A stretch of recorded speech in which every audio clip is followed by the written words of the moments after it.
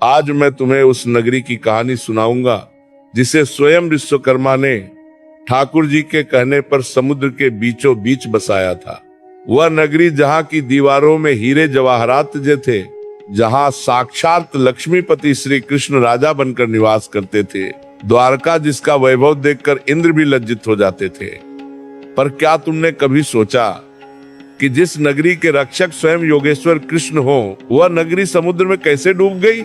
मेरे भाई, श्रीमद् भागवत और महाभारत के मौसल पर्व में इस विनाश का ऐसा वर्णन मिलता है जिसे सुनकर कलेजा कांप जाता है।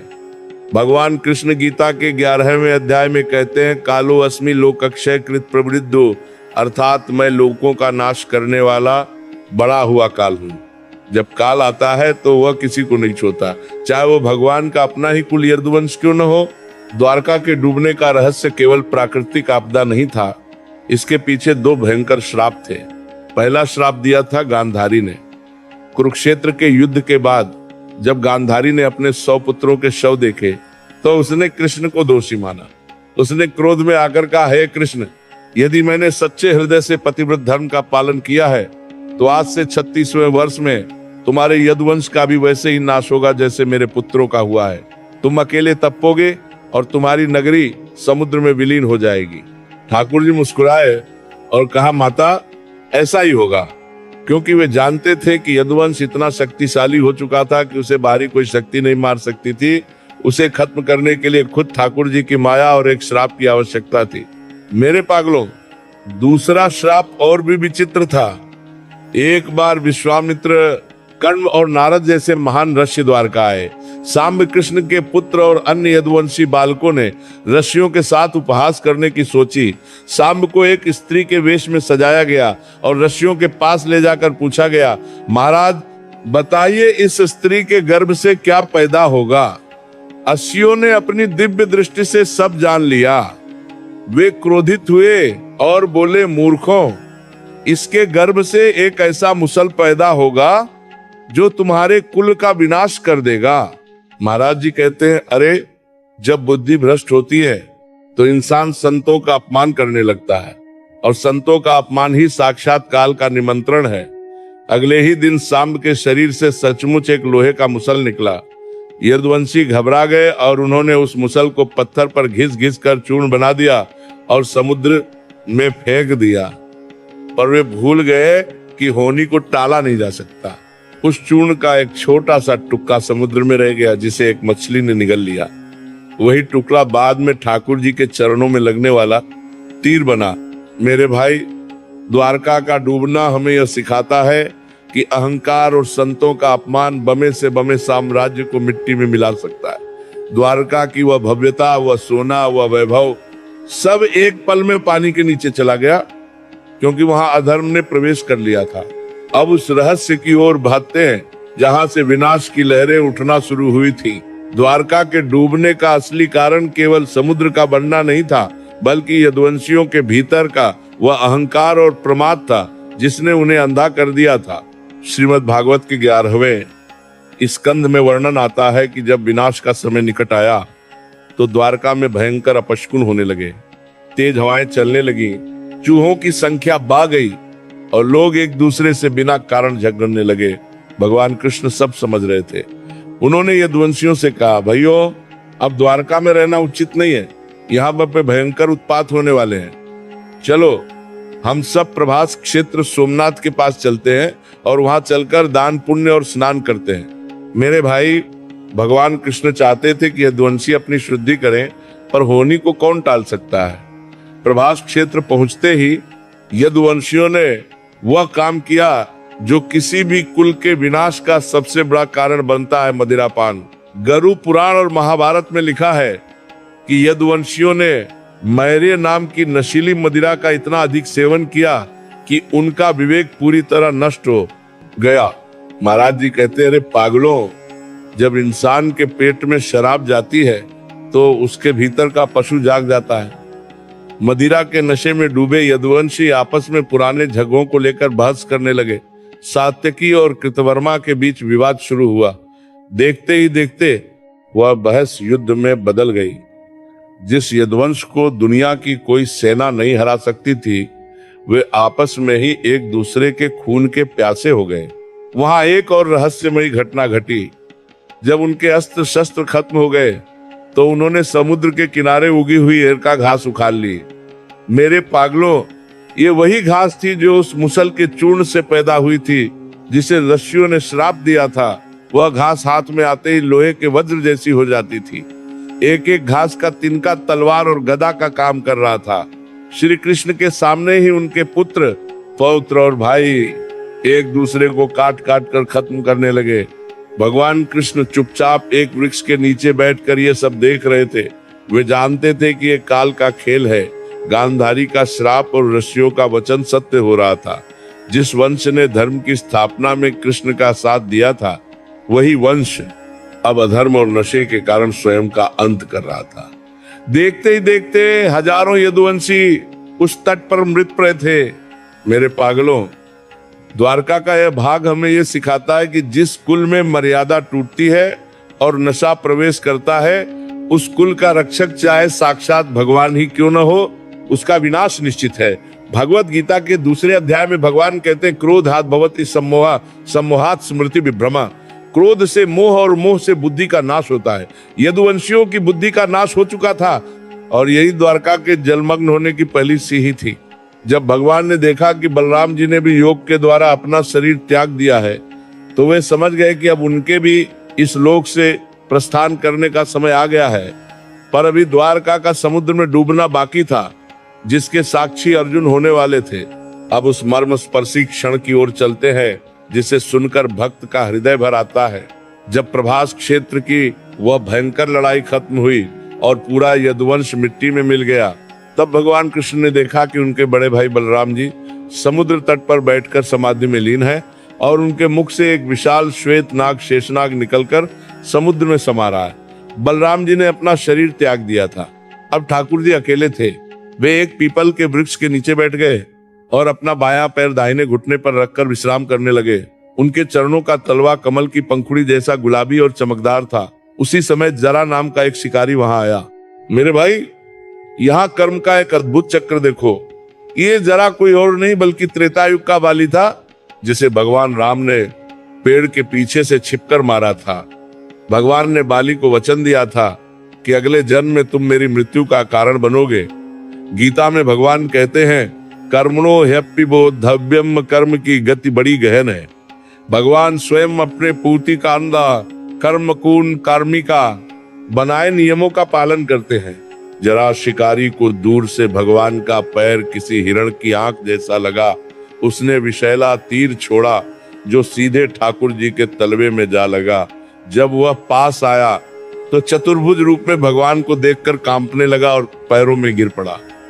पर ठाकुर जी मुस्कुराए और बोले, जरा डरो मत, ये तो मेरी इच्छा से हुआ है, तू तो केवल निमित्त बना है। महाराज जी कहते हैं, अरे भगवान को क्या कोई तीर मार सकता है? वो तो अजन्मे है। पर उन्होंने अपनी लीला समेटने के लिए एक बहाना बनाया। इसके तुरंत बाद आकाश से दिव्य विमान आए और साक्षात नारायण अपने उसी दिव्य विग्रह के साथ परमधाम को प्रस्थान कर गए। अब शुरू हुआ असली हाहाकार। भगवान के जाते ही द्वारका अनाथ हो गई। अर्जुन, जो अपने मित्र और सखा से मिलने द्वारका की ओर दौड़ रहे थे, जब वहां पहुंचे तो नजारा देखकर दंग रह गए। वह नगरी जो कभी उत्सवों से गूंजती थी, आज वहां केवल विधवाओं के रोने की आवाजें आ रही थी। महलों में सन्नाटा था। द्वारका की गलियां सूनी थी। अर्जुन जब महल में प्रवेश किए तो भगवान की पत्नियां विलाप कर रही थी। अर्जुन का गला रुंध गया। उन्हें याद आया कि जिस कृष्ण के बल पर उन्होंने महाभारत जीती थी, आज वही कृष्ण इस लोक को छोड़ चुके हैं। अर्जुन ने निश्चय किया कि वे द्वारका की बची हुई महिलाओं और बच्चों को लेकर इंद्रप्रस्थ हस्तिनापुर जाएंगे। पर मेरे पागलों, द्वारका का अंत अभी बाकी था। समुद्र की लहरें बेकाबू हो रही थी। ऐसा लग रहा था जैसे सागर अपनी मर्यादा तोड़कर भगवान की नगरी को अपने भीतर समेटने के लिए उतावला हो रहा है। अर्जुन ने जैसे ही द्वारका के लोगों को बाहर निकाला और नगरी की सीमा छोड़ी, पीछे मुड़कर देखा तो एक खौफनाक दृश्य था। विशाल समुद्र की लहरें पहाड़ जैसी ऊंची उठी और देखते ही देखते सोने के मोहल्लों, रत्नों की सड़कों और उस दिव्य नगरी को निगल गईं। अर्जुन खड़े खड़े देखते रह गए। वह नगरी जो कल तक वैभव का शिखर थी, आज जलमग्न हो चुकी थी। समुद्र ने केवल एक जगह छोड़ी, भगवान का निज मंदिर। महाराज जी कहते हैं, अरे द्वारका का डूबना ये सिखाता है कि संसार में कुछ भी स्थायी नहीं है। जब भगवान खुद अपनी नगरी छोड़कर चले गए तो तुम इस 2 कौड़ी के मकान पर क्या घमंड करते हो? अब उस रहस्य को समझो जिसे देखकर स्वयं महान धनुर्धर अर्जुन का अहंकार टूटकर बिखर गया। जब अर्जुन द्वारका की स्त्रियों, बच्चों और वृद्धों को लेकर हस्तिनापुर की ओर बढ़ रहे थे, तब रास्ते में पंचंद पंजाब के पास कुछ जंगली लुटेरों आभीरों ने उन पर हमला कर दिया। वे साधारण लुटेरे थे, कोई बड़े योद्धा नहीं। अर्जुन ने सोचा, अरे ये तुच्छ लुटेरे मेरा क्या बिगाड़ेंगे? मैंने तो कुरुक्षेत्र में बड़े बड़े महारथियों को धूल चटाई है। उन्होंने अपना दिव्य गांडीव धनुष उठाया, पर ये क्या, जिस गांडीव की टंकार से शत्रु कांप जाते थे, आज अर्जुन उसे छया तक नहीं पा रहे थे। वे अपने दिव्य अस्त्रों का आह्वान करने लगे, पर उन अस्त्रों के मंत्र ही वे भूल गए। श्रीमद् भागवत में इसका बड़ा मार्मिक वर्णन है। अर्जुन के देखते ही देखते वे लुटेरे यदुवंश की महिलाओं को उठा ले गए। अर्जुन के पास तरकश में बाण तो थे, पर वे खत्म होते जा रहे थे।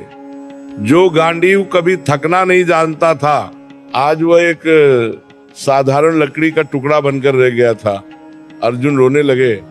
वे चीख कर बोले, हाँ कृष्ण, हाँ सखा, पर वहां सुनने वाला कोई नहीं था।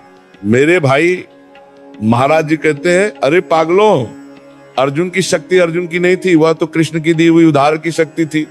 जैसे ही कृष्ण इस धरा से गए, अर्जुन के भीतर का तेज भी चला गया।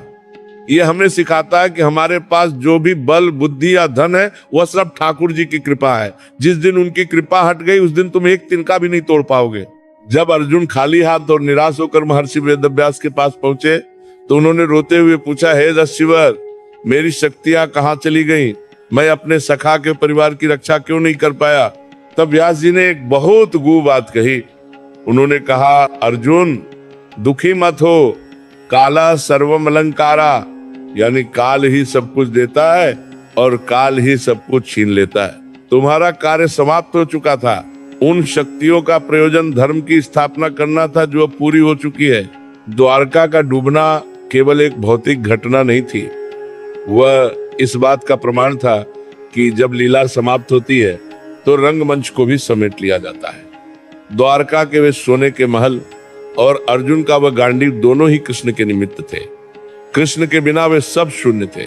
आज के वैज्ञानिक जब समुद्र के नीचे खंभात की खाड़ी द्वारका के अवशेषों को देखते हैं तो वे हैरान रह जाते हैं। वहां आज भी बड़ी बड़ी दीवारें और कलाकृतियां मिलती हैं, जो यह सिद्ध करती हैं कि हजारों साल पहले वहां एक भव्य नगरी थी। पर विज्ञान केवल कैसे हाव बता सकता है, क्यों? वाय का जवाब तो केवल शास्त्रों में ही है।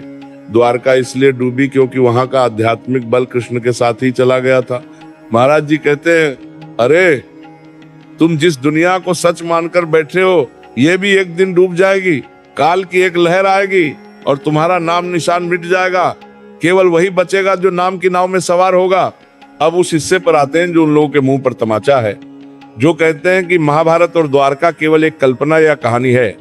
आज का विज्ञान भी उस स्थान के सामने नतमस्तक है जिसे हम बेट द्वारका और मुख्य द्वारका के पास समुद्र की गहराइयों में देखते हैं। श्रीमद् भागवत पुराण में लिखा है कि समुद्र ने द्वारका को डुबोते समय केवल भगवान का मंदिर छोड़ा था, लेकिन जब 1980 के दशक में समुद्र विज्ञानियों और पुरातत्वविदों ने गुजरात के तट पर खुदाई और गोताखोरी शुरू की, तो जो मिला उसने पूरी दुनिया को हिलाकर रख दिया। समुद्र के नीचे लगभग 30 से 40 फीट की गहराई में आज भी एक विशाल नगरी के अवशेष मौजूद हैं। मेरे भाई, वहां क्या मिला? वहां पत्थर की विशाल दीवारें मिली, बड़े बड़े खंभे मिले और ऐसे एंकर लंगर मिले जिनका वजन कई टन है। वैज्ञानिकों का कहना है कि ये अवशेष कम से कम 5000 से 9000 साल पुराने हैं। ये वही समय है जब महाभारत का युद्ध हुआ था। वहां की बनावट को देखकर इंजीनियर भी हैरान है। हजारों साल पहले पत्थर को इतनी सटीकता से कैसे काटा गया था, ये वही विश्वकर्मा की कारीगरी थी जिसका वर्णन हमारे शास्त्रों में मिलता है। महाराज जी कहते हैं, अरे पागलों, तुम प्रमाण मांगते हो, ठाकुर जी ने तो सबूत छोड़ रखे हैं ताकि तुम्हारी नास्तिक बुद्धि को ठिकाना मिले। महाभारत में वर्णन आता है कि द्वारका में प्रवेश करने के लिए मुद्राशील की आवश्यकता होती थी। क्या तुम्हें पता है, समुद्र के नीचे की खुदाई में एक 3 सिर वाले पशु वाली मुद्रा मिली है, जिसका वर्णन महाभारत में स्पष्ट रूप से किया गया है। ये कोई संयोग नहीं है, ये सत्य है। अब प्रश्न आता है, द्वारका के खजाने का क्या हुआ? शास्त्रों के अनुसार द्वारका सोने की नगरी थी। लोग सोचते हैं कि वहां आज भी सोना पड़ा होगा, पर मेरे पागलों, अध्यात्म कहता है कि जब भगवान अपनी लीला समेटते हैं तो वह पदार्थ को वापस प्रकृति में विलीन कर देते हैं। वह सोना, वह वैभव अब भौतिक रूप में नहीं बल्कि उस स्थान की ऊर्जा के रूप में वहां विद्यमान है। आज भी जो भक्त श्रद्धा से द्वारका के तट पर बैठता है, उसे समुद्र की लहरों में कृष्ण की बांसुरी और पायल की खनक सुनाई देती है। द्वारका की खोज ने यह सिद्ध कर दिया कि काल कितना शक्तिशाली है। जिस नगरी की सुरक्षा सुदर्शन चक्र करता था, उसे भी काल के आदेश पर समुद्र ने निगल लिया। यह हमें याद दिलाता है कि तुम चाहे सोने के मोहल्लों में रहो या मिट्टी की झोपड़ी में, जब प्रकृति अपना हिसाब मांगती है तो कुछ भी शेष नहीं रहता। वैज्ञानिक कहते हैं कि शायद किसी भयंकर सुनामी या समुद्र के स्तर बनने के कारण द्वारका डूबी, पर महाराज जी कहते हैं, अरे सुनामी तो केवल निमित्त थी, असली कारण तो वह श्राप और लीला का अंत था। विज्ञान केवल बाहर की हलचल देखता है, पर भक्त उसके पीछे छिपे संकल्प को देखता है। द्वारका आज भी समुद्र के नीचे एक मौन गवाह बनकर खड़ी है। वह हमें बताती है कि ओ इंसानों, देख लो, मैं श्री कृष्ण की नगरी थी, फिर भी काल ने मुझे नहीं छोड़ा। तुम किस घमंड में चूर हो? अब उस रहस्यमयी मोड़ को समझो जहां से इतिहास बदल गया। शास्त्रों में वर्णन आता है कि जिस क्षण भगवान श्री कृष्ण ने इस धरा को छोड़ा और द्वारका समुद्र में विलीन हुई, ठीक उसी पल कलयुग ने पृथ्वी पर अपने दोनों पैर जमा दिए। श्रीमद् भागवत के प्रथम स्कंद में बताया गया है कि जब तक ठाकुर जी के चरण इस पृथ्वी पर थे, तब तक कली की इतनी हिम्मत नहीं थी कि वह अपना प्रभाव दिखा सके। पर जैसे ही द्वारका डूबी, संसार से सत्य और पवित्रता का सूरज ढलने लगा। महाराज जी कहते हैं, पागलों, द्वारका का डूबना केवल एक शहर का अंत नहीं था, वह उस सुरक्षा कवच का हटना था जो मानवता को अधर्म से बचाए हुए था। जैसे ही द्वारका जलमग्न हुई, अर्जुन ने देखा कि लोगों की बुद्धि बदलने लगी है। भाई भाई के खून का प्यासा होने लगा, लोगों में लालच और काम वासना बनने लगी। महाभारत के मौसल पर्व में लिखा है कि द्वारका के विनाश के बाद धर्म के 4 चरणों में से केवल एक चरण बचा, दान, सत्य, तप और दया। ये 3 गुण द्वारका की लहरों के साथ ही कहीं गहरे समुद्र में दब गए। मेरे भाई, द्वारका का डूबना एक चेतावनी थी। भगवान ने दिखाया कि जब समाज में मर्यादा का उल्लंघन होता है और लोग अपने मूल भगवान को भूलकर केवल भोग में डूब जाते हैं, तो प्रकृति उसे स्वीकार नहीं करती। यदुवंशी जो कभी भगवान के सबसे करीब थे, वही सबसे पहले पतन का शिकार हुए, क्योंकि उन्हें अपने शक्तिशाली होने का अहंकार हो गया था। यहाँ एक बहुत गहरी बात सुनो। कई लोग पूछते हैं, महाराज जी, क्या भगवान चाहते तो द्वारका को बचा नहीं सकते थे? अरे, भगवान तो सर्वशक्तिमान हैं, पर वे मर्यादा पुरुषोत्तम और लीला पुरुषोत्तम हैं। वे अपने बनाए काल के नियम का उल्लंघन नहीं करते। यदि द्वारका नहीं डूबती तो कलयुग का आना असंभव होता, और कलयुग का आना सृष्टि के चक्र का हिस्सा है। द्वारका का विसर्जन दरअसल नई शुरुआत के लिए पुरानी स्लेट को साफ करना था। अर्जुन जब हस्तिनापुर लौटे तो उन्होंने युधिष्ठिर से कहा, भैया, हमारा सहारा चला गया। जिस सूर्य के प्रकाश में हम चमक रहे थे, वह सूर्य अब अस्त हो चुका है। अब यह नगरी, यह राजपाट और यह जीवन सब सूना है। इसके तुरंत बाद पांडवों ने भी हिमालय की ओर महाप्रयाण करने का निश्चय किया। द्वारका के डूबने ने यह सिद्ध कर दिया कि बिना ईश्वर के संसार की सबसे कीमती वस्तु भी राख के समान है। आज भी जब हम द्वारका के विनाश की कहानी सुनते हैं, तो हमें यह एहसास होना चाहिए कि हम कलयुग के उस दौर में जी रहे हैं जहां धर्म की लहरें हर तरफ उठ रही हैं। महाराज जी अक्सर कहते हैं, अरे तुम्हारी अपनी द्वारका ये शरीर और घर भी एक दिन काल के समुद्र में डूब जाएगी। क्या तुमने उस डूबने से पहले नाम का कोई किनारा ढूंढा है? द्वारका का विनाश हमें सिखाता है कि जिस वैभव में भगवान न हो वह वैभव बोझ बन जाता है। द्वारका सोने की थी, पर जब कृष्ण चले गए तो वह सोना भी बोझ बन गया और समुद्र ने उसे अपने भीतर समेट लिया ताकि वह फिर से प्रकृति का हिस्सा बन सके। अब उस रहस्य की ओर भागते हैं जो भविष्य के गर्भ में छिपा है। बहुत से भक्त पूछते हैं, महाराज जी, क्या वह डूबी हुई द्वारका कभी वापस बाहर आएगी? क्या हम फिर से उस वैभव को देख पाएंगे? मेरे भाई, भविष्य पुराण और श्रीमद् भागवत में एक बहुत बड़ी बात कही गई है। जब कलयुग का अंत होगा और भगवान कल्कि के रूप में अवतार लेंगे, तब सतयुग की स्थापना के समय पृथ्वी का स्वरूप फिर से बदलेगा। शास्त्रों में संकेत मिलता है कि जैसे जैसे धर्म बतेगा, समुद्र अपनी सीमाओं को पीछे समेटेगा। वह समय आएगा जब डूबे हुए तीर्थ फिर से प्रकट होंगे। पर महाराज जी एक मर्म की बात कहते हैं, अरे पागलों, पत्थरों की द्वारका प्रकट हो भी जाए तो क्या करोगे? असली द्वारका तो तब प्रकट होगी जब तुम्हारे हृदय में कृष्ण बैठेंगे। अब सुनो उस समुद्र का रहस्य। आज भी जो लोग द्वारका के समुद्र तट पर जाते हैं या गोमती नदी और सागर के संगम पर स्नान करते हैं, वे एक विशेष ऊर्जा का अनुभव करते हैं। गोताखोरों ने अपनी रिपोर्ट में बताया है कि समुद्र के भीतर जहां द्वारका के अवशेष हैं, वहां की मछलियां और जलीय जीव अन्य जगहों की तुलना में बहुत शांत है। वहां की लहरों में एक अलग तरह की ध्वनि सुनाई देती है। महाराज जी कहते हैं, अरे वह स्थान आज भी सिद्ध है। भले ही भौतिक रूप से नगरी डूब गई हो, पर सूक्ष्म रूप में आज भी वहां भगवान की लीलाएं चल रही हैं। इसे अदृश्य द्वारका कहा जाता है। कई संतों ने अनुभव किया है कि आधी रात को समुद्र की गहराइयों से शंख की ध्वनि और वेद मंत्रों का उच्चारण सुनाई देता है। यह इस बात का प्रमाण है कि जिस जगह पर साक्षात पूर्ण ब्रह्म के चरण पड़े हों, वह स्थान कभी ऊर्जाहीन नहीं हो सकता। एक और बहुत बड़ी बात जो आधुनिक विज्ञान को भी सोचने पर मजबूर करती है, द्वारका का चुंबकीय क्षेत्र।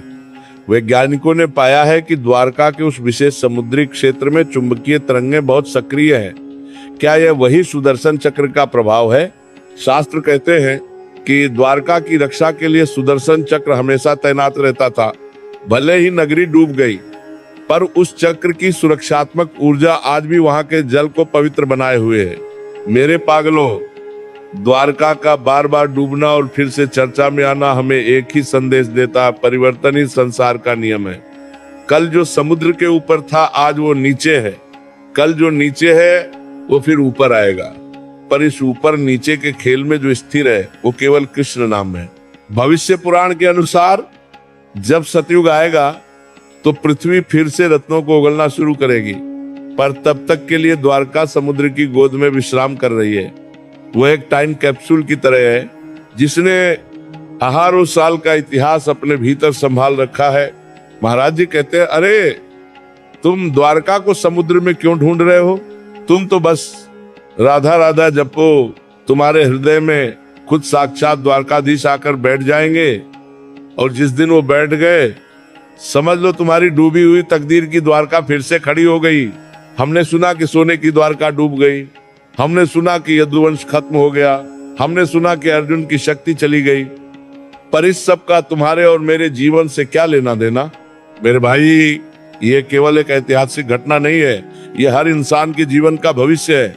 महाराज जी कहते हैं, अरे पागलों, तुम जिस शरीर को सजा रहे हो, जिस घर को बनाने में पूरी जिंदगी लगा दी, जिसे तुम अपनी द्वारका समझते हो, क्या तुम्हें यकीन है कि काल की लहर इसे नहीं छुएगी? श्रीमद् भागवत गीता के अंत में संजय कहते हैं, यत्र योगेश्वरः कृष्णो यत्र पार्थो धनुर्धरः तत्र श्रीर विजयो भूतिर ध्रुवा नीतिर्मतिर्मम। जहाँ कृष्ण है वहीं श्री लक्ष्मी, विजय और विभूति है। द्वारका तब तक सुरक्षित थी जब तक वहां कृष्ण थे।